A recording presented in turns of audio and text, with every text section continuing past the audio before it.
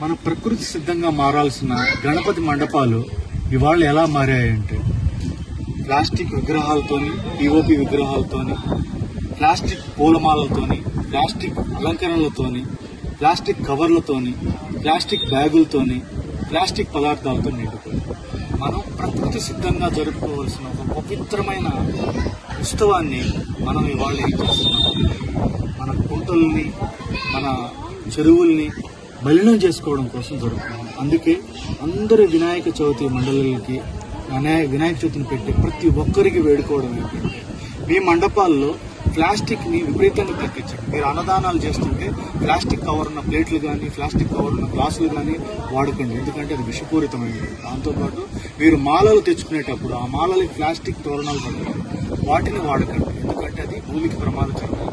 అంతేకాకుండా మీరు ప్లాస్టిక్ కవర్లు నిషేధం అని చెప్పి మండపాలలో పెట్టండి. ఈ భూమిని కాపాడడం కోసం గణపతి మండపాల దగ్గరే మనం సమాజానికి నేర్పించవచ్చు.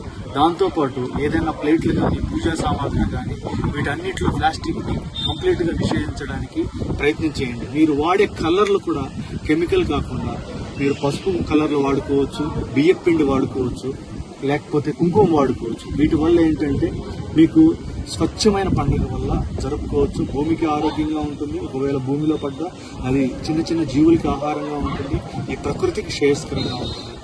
ఈ వినాయక చవితి అతి పవిత్రంగా, విషతుల్యం లేని, పిఓపి గణపతులు లేని పవిత్రమైన మట్టి గణపతులతోటి ఈ భూమి కోసం, మన కోసం జరుపుకోవాలని వేడుకుంటూ అందరినీ ప్రార్థిస్తున్నాను. ఓం నమో గణపతి అయిన మహాజంగాయ, ఓం కాశీ విశ్వేశ్వరాయ.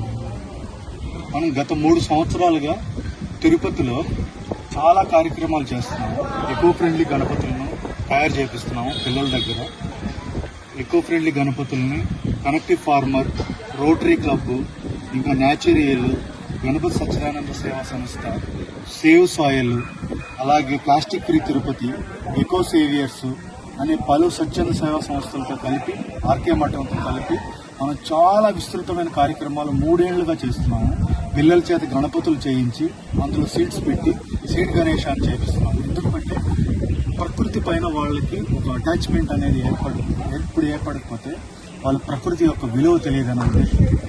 పిల్లల్లోని, పెద్దల్లోని, పార్కుల్లో, స్కూల్స్లో మనం ఈ విశేషమైన కార్యక్రమాన్ని అవగాహన